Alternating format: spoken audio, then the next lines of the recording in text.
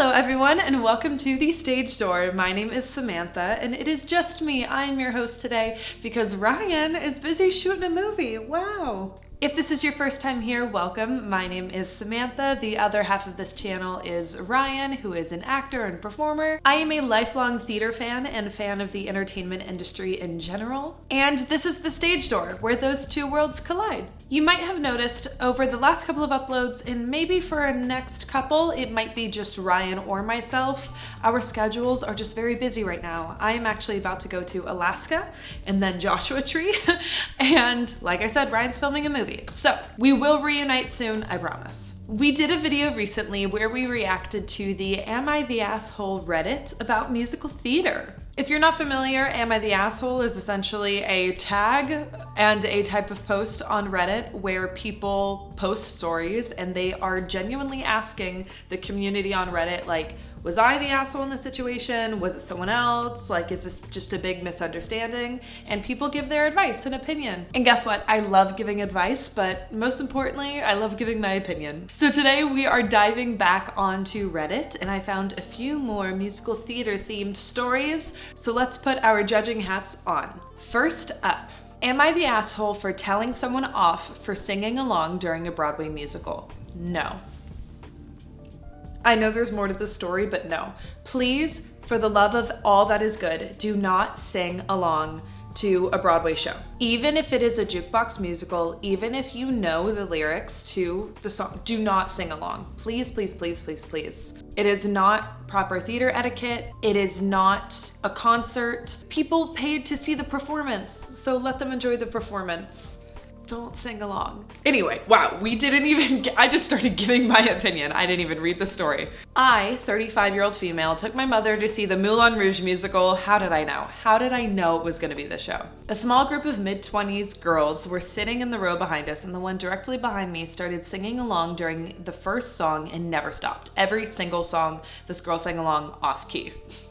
I love the subtle dig. Off key. Right before the intermission started, she started doing it again and I politely turned around and asked her if she would mind not singing along, that it was distracting and made it hard to pay attention to the show. Very polite, totally fine thing to do. She went right back to singing along during the second half, and after another 15 minutes of her singing off key in my ear, I turned around and snapped at her.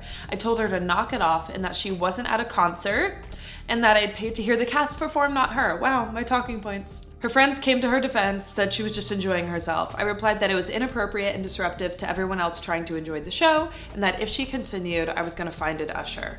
Honestly, I would say you should have found an usher during intermission. I do not think you are in the wrong here. I've told this story, so I'm not gonna get too much into it, but I saw Wicked in December of last year, and there were these drunk people behind me singing along during almost the whole show, and it is my biggest regret that I didn't tell them to be quiet or that I didn't just go get an usher, because it was kind of the same thing. They did it in the beginning. I don't know why I thought that they would stop. It was so disruptive. I am hypersensitive and aware of everything happening around me all the time. Like when I go to the grocery store, I'm picking up on like 6 conversations happening all at once. I can't turn it off. And so when I go to a movie theater, to a live performance, when I go to see a musical, I am there to see that. And I just want everyone to be dropped into that present moment so that we can all enjoy that. So no, you did nothing wrong here. I wish I would have said something and I wish I would have gotten the usher. That's what they're there for too. So, you know. Oh goodness, okay, this one looks like a long one and it also looks like it's between high schoolers, so the tea should be good. Listen, we all remember high school theater. Some of us are probably in high school theater right now. She's messy, but let's see. Am I the asshole for excluding someone from a school play? Okay, not a strong start, but let's see. So we have myself, 17-year-old female, Madison, 18-year-old female, and Jay, 17-year-old female. Some background on me and Jay. In year 11, oh, are you guys British? Jay and Madison were in the school play with me. At the time, Jay was a transfer student and loved musicals. Throughout the rehearsal, she would often bring up the idea of doing a musical next year, like AVMP or TTO. Wait, oh my God, am I not cool anymore? What are these musicals? Her other suggestions were most standard Tumblr meme musicals. Think Be More Chill, Dear Evan Hansen, Heathers. Oh, wow, this person hates Monty Python.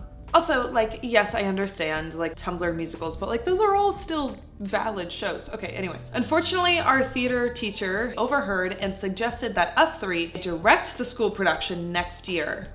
Wow, okay, interesting. Here's the thing, though. Jay is not good at theater. All right, that's a bold claim right off the bat. Throughout rehearsals, Madison is experienced and good at acting, but Jay is really low energy. That doesn't necessarily mean anything. Madison insisted Jay was good, just tired. Jay mentioned she had some chronic fatigue issues, but I think she's exaggerating. Okay. Though honestly, she just seemed bad at acting. Now, normally I would have just told her in person that I did not want to do the play with her next year, but Jay is just a massive crybaby. Oh, okay. Wow. She makes a big deal about being excluded. Like, sometimes in class, I'd make plans with my friends without really acknowledging her, which pissed her off because she thought it was rude. I don't see why. So basically, she was still not picking up on my clues that I didn't want to be around her much, and even sent me a spreadsheet with her ideas for musicals, so I tried to shut her up by telling her I found the full script for AVPM online, and we could do that. Okay, no, see, that was rude. Listen, not everyone has to be friends with everyone. That is fair and that is valid. And like, I get trying to subtly show clues. Jay was doing her assigned job by trying to pick a musical and sent you a spreadsheet of musical ideas. That's not crazy. That's her doing her job. I'm upset for Jay. Justice for Jay. What is AVPM? A Harry Potter musical? Oh my God, if this is a Harry Potter musical, please tell me this is not all to do a Harry Potter musical. Instead, Madison and I spent summer break writing the script for next year's play. Wait, so you went original production instead?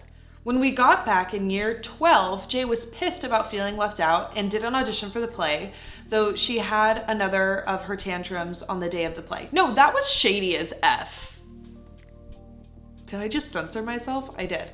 That was so shady of you, writer. You lied. You lied. You literally lied. You responded to the spreadsheet by saying like, okay, well, actually we can do this, so this is what we'll do. And then you spent the summer writing an original play and then just decided that that's what you were gonna do. No, that's shady. I hate that. Now in year 13, a few days, oh my gosh, okay, we're still going. The drama is not done. In year 13, a few days before winter break, I'd been called in by the school counselor asking me about the situation. Jay had accused me of disrupting lit class multiple times by going on Discord calls or just talking loudly while she was trying to work. I did those things, but not regularly, and she could easily ignore it. That's not true. Sometimes it's hard to ignore things. Our counselor thought there was something underlying. Yeah, you freaking hate this girl and you're being mean. So she probed, and Jay basically said I had excluded her from the school play and squandered her last chance to perform. I explained to the counselor that Jay chose not to audition for the play, so it wasn't my fault, but the counselor said I might have been in the wrong without knowing. Yeah, I mean, hypothetically, this person could have still auditioned for this play, but you wouldn't have given them a part, obviously. No, you're so mean. You're so mean. No, you're so mean. Okay, yeah, everyone agrees. This one was voted asshole. That makes me, I hope, now listen, okay. I'm trying to backpedal a little bit because I'm like, you're 17. I understand that things are heightened at 17. And I also understand, like, I'm trying to put myself in your shoes. If someone was just like really annoying and you just really didn't like them, like how would you deal with them in this situation? Not by lying. You should have looped them in on the decision to pick the musical, still direct it with you. That was shady. That made me upset. Justice for Jay. Also, where's Madison? Is Madison just a pushover? What's happening? Next story, we'll do a little Celsius break. Gosh, that one really upset me. Like, again, I know it's high school and we don't really know how to like handle conflict or like deal with people we don't like, but man. We're dealing with some family dynamics in this next one. Let's see how this goes. Am I the asshole for silencing my sister? Ooh. In my childhood, I lived in a room next to my sister's. For many years, she did musical theater and frequently sang in her room to practice for her musicals. Did my older sister write this? One week, she was practicing for an audition in which she had to perform a song. Throughout the week, she would sing the same song over and over again so that the lyrics would become permanently embedded in my brain. She would sing at 11 or 12 at night sometimes, and when I told her to stop, she would continue until I got my parents involved. Yeah, not great. After this, she failed her audition and blamed me for her lack of practice time. Since then, she quit musical theater, and it seems that I am the root cause because I enjoy a good night's sleep. Okay, well, listen, I think a lot of things are getting like boiled down in ways that they don't need to be. I don't think it's the non-theater kid sister's fault that the theater kid sister failed the audition. The theater kid sister could have rehearsed at other times that weren't 11 or midnight. I think that's something we can all agree on. I'm sad though that she quit musical theater after that. That's a bummer. But yeah, it's definitely not the sister's fault. Honestly, I thought this was gonna be, and I don't know, maybe this is more a little bit like deeply rooted emotionally, but I thought this was gonna be more of like, maybe like my experience. Sorry siblings, I'm calling you out on this one, but like I loved musical theater and I felt super embarrassed about rehearsing at home or like singing at home, but like I did it anyway. All my siblings always told me to shut up, said that I was annoying, that I couldn't sing. So I thought when the title of this post was like, am I the asshole for silencing my sister? I thought it was gonna be more about like, wow, you silenced her like creative expression and made her feel insecure about it. Don't worry, I've talked with my siblings about this, we're all fine. And I guess, I don't know, she did end up quitting musical theater, so like maybe you did accidentally? She maybe could have found other ways to be encouraging and affirming. Like, hey, it's so hard because it's like you don't want to use the word annoying because like I internalized that so much as a kid. I am still a big musical theater fan, but like I still have insecurity about my voice. Even though I've received affirmation from other places after the fact, I'm still like, oh no, it's probably like annoying when I sing. It makes no sense. This next one looks quite long, so bear with me, but I'm curious to see how this goes. Am I the asshole for asking a friend to pay for musical tickets after she turned me down? Yeah, let's see. Context is that I've been friends with a girl for about 6 months. I asked her out, and within the first week of meeting, she said she'd rather be friends, which has been fine. Of course, I was initially bummed, but I was happy to see how things go. That is a little bit of a red flag to me because like, if you meet someone in the context of pursuing them romantically and they say they just want to be friends and your mindset is like, well, I'll just be friends to like see if something happens down the line, that feels like you're not really okay with just being friends.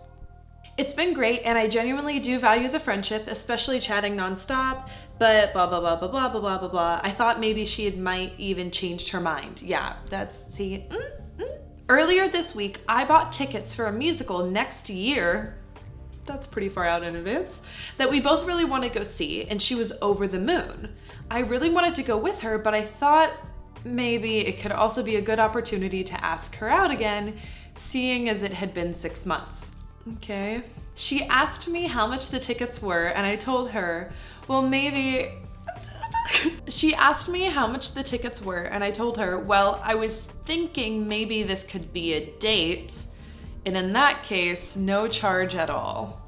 My friend told me she was sorry, but she still didn't have feelings, valued our friendship, etc. I told her it was fine, and that I just thought I'd check in again, and we moved on as usual. It hurt, but I was fine to just stay friends and hoped the feelings would subside. The next day, we started talking about the musical again. I mentioned the price of the tickets, and she said something like, oh, I thought it was a gift. I told her it would have been free if we were going as a date, but as friends, I would want her to pay for hers.